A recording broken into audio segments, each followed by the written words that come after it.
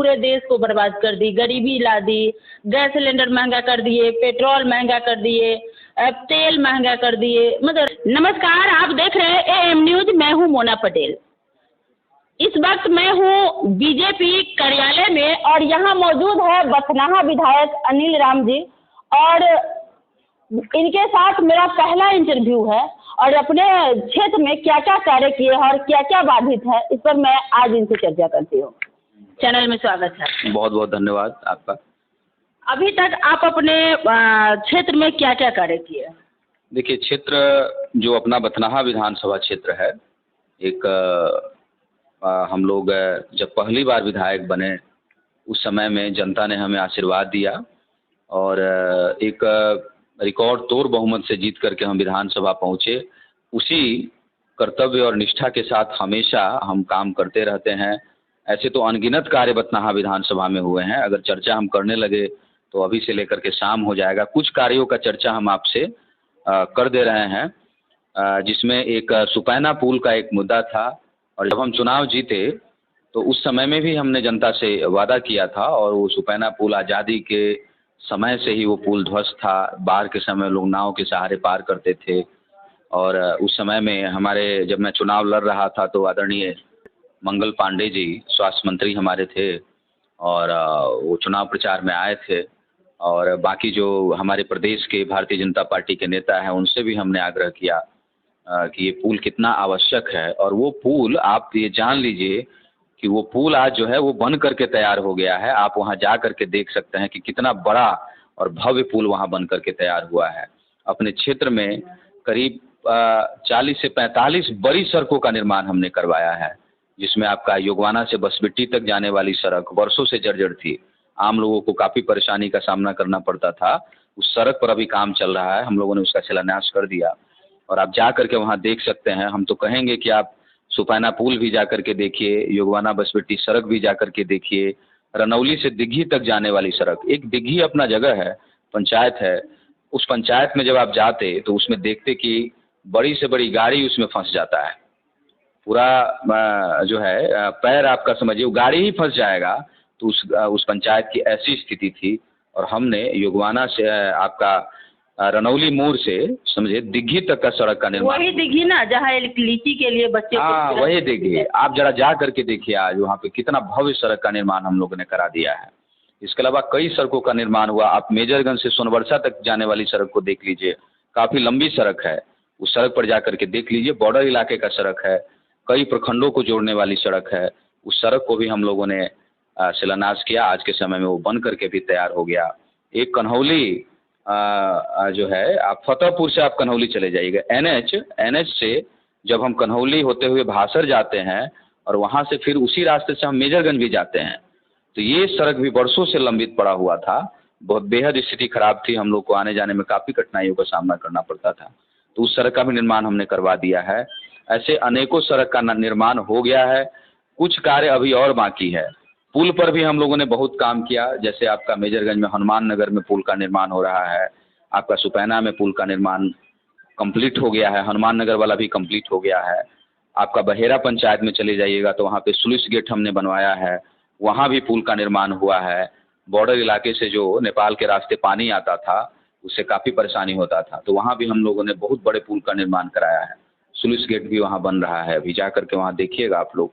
तो इस स्तर से भी हम लोग काम कर रहे हैं। आप इतना काम किए हैं, और लेकिन यहाँ पर लोगों का कहना है, बहुत ऐसे, या आपकी अपोजिट पार्टी कहिए या लोग जनता कहिए, ये तो हम किसी की बात नहीं कहेंगे, कि सीतामढ़ी ओवर ब्रिज जो है वो बीजेपी का जो राजनीतिक खेल का शिकार हो गया है, बीजेपी नहीं बनने दे रही। नहीं, ऐसा कोई बात नहीं है। मैं पूरे विश्वास के साथ कह सकता हूँ कि जिस समय हम लोग चुनाव जीत करके विधानसभा पहुँचे, उसी समय में हम लोग सारे विधायक बीजेपी के, चारों विधायक हम लोग दिल्ली गए थे। और दिल्ली में हम लोगों ने अपने केंद्रीय मंत्री, कई केंद्रीय मंत्री से हम लोगों ने मिल करके, और वहाँ पे आदरणीय जो हमारे रेलवे के मिनिस्टर हैं आदरणीय भूपेंद्र यादव जी, उनसे भी हम लोगों ने मुलाकात किया। और लगभग सारे जगह पर हम लोगों ने अपना ज्ञापन सौंपा, और चारों बीजेपी के विधायक हम लोग गए थे। और आज ये बीजेपी के विधायक की ही देन है कि उस पर काम शुरू हुआ है। और उसमें हम सभी विधायक का योगदान है। हम सब ने गया था वहाँ पे। आप मिथिलेश बाबू से जाके पूछिएगा, मोतीलाल बाबू से पूछिएगा, रामनरेश बाबू से पूछिएगा, और सब लोग हम लोग जा करके वहाँ पर जो है दिल्ली में केंद्रीय मंत्री के साथ हम लोग आग्रह किए उनसे, और ये काम जो है शुरू भी हुआ है, उस पर काम भी चल रहा है। आप लोग कहते हैं 9 साल बेमिसाल, 9 साल बेमिसाल करते हैं, पूरे बीजेपी का जितना भी है सब कार्यकर्ता प्रवक्ता सब कहते हैं, लेकिन आपके अपोजिट पार्टी में है, जैसे कांग्रेस के नेता हुए अमित कुमार टुन्ना जी कह रहे थे कि बीजेपी 9 साल में पूरे देश को बर्बाद कर दी, गरीबी ला दी, गैस सिलेंडर महंगा कर दिए, पेट्रोल महंगा कर दिए, तेल महंगा कर दिए, मतलब राशन महंगा, कोई भी ऐसा चीज़ है ही नहीं जिनको सस्ता रहने दिए हैं, तो इस वजह से देश बर्बाद हो गया है। चलिए ठीक है, जैसे देखिए हम जो भारतीय जनता पार्टी है, ये पार्टी राष्ट्रवादी पार्टी है, ये गरीबों की पार्टी है, गरीबों के लिए काम करती है। उसका साक्षात उदाहरण मैं हूँ। मैं एक इंजीनियर था और मुझे पार्टी ने टिकट दिया और विधानसभा हमको भेजने का काम किया। यहाँ के जो जनता मालिक है, जब हमारे क्वालिफिकेशन को देखे, हमारे विचार को देखे, और उसी विचार के साथ हम काम करते हैं। सुबह 8 बजे से मैं इस कार्यालय में बैठता हूँ और एक एक आदमी की समस्याओं को सुनता हूँ, उसका निष्पादन करता हूँ, चाहे वो प्रखंड स्तर का काम हो, पंचायत स्तर का काम हो। हमारे यहाँ जिला परिषद सदस्य से लेकर के, प्रमुख से लेकर के, पंचायत समिति सदस्य और मुखिया सारे लोग पहुँचते हैं और सारे लोग के कामों का निष्पादन हम लोग करते हैं।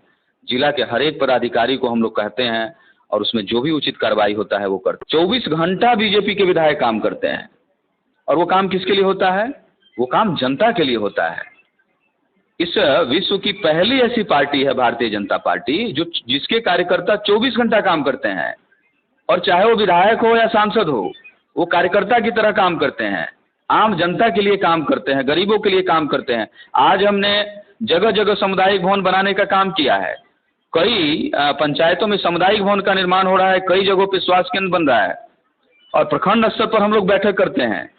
गरीबों का, बेसहारों का हम लोग आवाज़ सुनते हैं, और पदाधिकारी को एकदम सख्त दिशा निर्देश दिए हुए हैं कि किसी के साथ अगर अत्याचार होगा तो उस पर कठोर कार्रवाई किया जाएगा।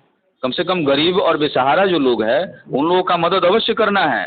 आपको अपने कार्यालय में बैठ करके उनकी बात को अवश्य सुनना है, और काम में किसी तरह की कोताही को नहीं बरतना है। अच्छा, नरेंद्र मोदी सब गरीबों को बीपीएल सिलेंडर दिए, और उस सिलेंडर पे अब है जो गैस भरा नहीं पाते हैं लोग, इसको क्या करें?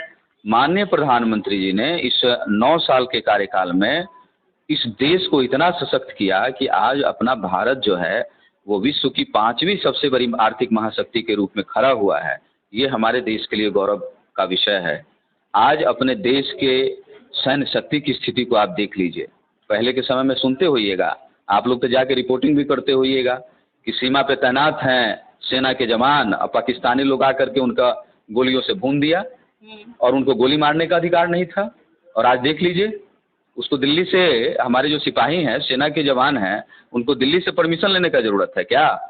प्रधानमंत्री जी ने इतनी शक्ति दिया है कि कोई भी आंख उठा करके देखेगा अपने भारत की तरह, उसी टाइम में उसको जो है खत्म कर देना है। शक्ति किसने दिया है?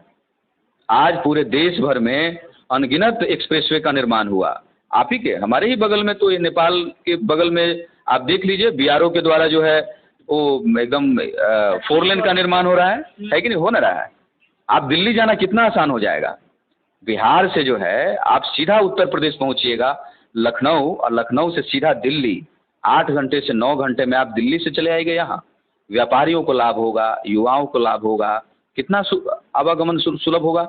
ये केंद्र सरकार की नीति की वजह से हुआ है। अच्छा, इस बार जो चुनाव होगा उसमें कहा जाता है, जदयू वाले कहते हैं नीतीश कुमार प्रधानमंत्री बनेंगे, और कांग्रेस के नेता कहते हैं कि हमारी पार्टी मजबूत है, हमारी पार्टी बनेगी, नीतीश कुमार नहीं बनेंगे। और यहाँ नरेंद्र मोदी पहले से प्रधानमंत्री है, तो क्या लगता है कि आगे किनका पलड़ा भारी होने वाला है? देखिए, माननीय प्रधानमंत्री जी ने गरीबों को आवास, जो महिलाएं हैं उनको सम्मान दे लेकर शौचालय का निर्माण, ऐसा पहली सरकार बना है जिस सरकार में 5 लाख रुपए का जो है आपका बीमा कराया जाता है, जो आप आयुष्मान भारत के थ्रू। 2 लाख रुपए का अलग से जो है वो वृद्ध लोगों के लिए है, बीमा है, उससे वो इलाज करा सकते हैं। इसके अलावा अनगिनत ऐसे कार्य हुआ। युवा उद्यमी योजना के थ्रू, स्टैंड अप इंडिया के थ्रू कई युवाओं को रोजगार मिला है, छोटे और खुदरा व्यापारियों को जो है लाभ मिला है, टैक्स में भी काफ़ी रिबेट दिया गया है, ये सारी चीज़ें हैं। आवागमन को व्यवस्थित किया गया है, देश में इतना इंफ्रास्ट्रक्चर का डेवलपमेंट हो रहा है, बड़े बड़े एयरपोर्ट बन रहे हैं, उस पर लाखों युवाओं को रोजगार मिल रहा है, ये सब उपलब्धि है इस देश के लिए। और पूरे देश को एक साथ संजोने का काम अगर किसी ने किया तो भारतीय जनता पार्टी के यशस्वी प्रधानमंत्री नरेंद्र मोदी जी ने किया। जेडीयू चाहे आरजेडी चाहे कांग्रेस, ये कुछ भी बोल ले, इस देश में नरेंद्र मोदी जी का कोई विकल्प नहीं है। कोई कितना भी चिल्ला ले, अगले प्रधानमंत्री नरेंद्र मोदी जी ही बनेंगे, क्योंकि जो गरीबों की जो आवाज है उनके हृदय में सिर्फ एक ही बसता है और वो नरेंद्र मोदी जी बसते हैं। एक मुद्दा आता है, जो है उनसे जुड़ा हुआ एक मुद्दा आता है, नरेंद्र मोदी बोले थे कि हम प्रधानमंत्री बनेंगे तो हर अकाउंट में 15 लाख रुपया देंगे। तो ये मुद्दा काफी विपक्षी गण उठाते हैं और साथ में पब्लिक का भी कहना है कि आज तक नरेंद्र मोदी हम लोग को 15 लाख नहीं दिए। तेजस्वी जी भी पहले कलम से 10 लाख युवाओं को रोजगार देने का बोले थे कि नहीं बोले थे? तो दे दिए क्या? आज बिहार इतना पिछड़ा हुआ है, नीतीश कुमार जी माननीय मुख्यमंत्री जी इतना दिनों से मुख्यमंत्री है, तो यहाँ के युवा दिल्ली और पंजाब काहे जा रहे हैं 10,000 15,000 की नौकरी करने के लिए? यहाँ बिहार में आज तक रोजगार क्यों नहीं मिला? यहाँ इंडस्ट्री क्यों नहीं खुला? यहाँ किसानों को माननीय प्रधानमंत्री जी ने हर साल 6,000 रुपया जो है किसान सम्मान निधि भेजते हैं, बिहार सरकार क्या दे देती है? आज जो अनुसूचित जाति समाज के जो युवा हैं उनका पोस्ट मैट्रिक स्कॉलरशिप को बंद कर दिया नीतीश कुमार जी ने।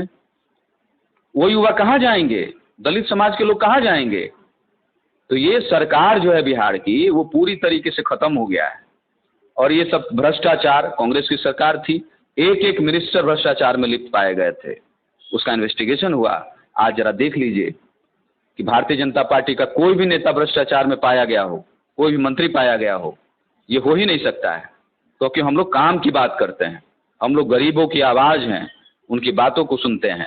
ये लोग सिर्फ चिल्लाते हैं, चिल्लाने दीजिए, प्रधानमंत्री नरेंद्र मोदी जी बनेंगे।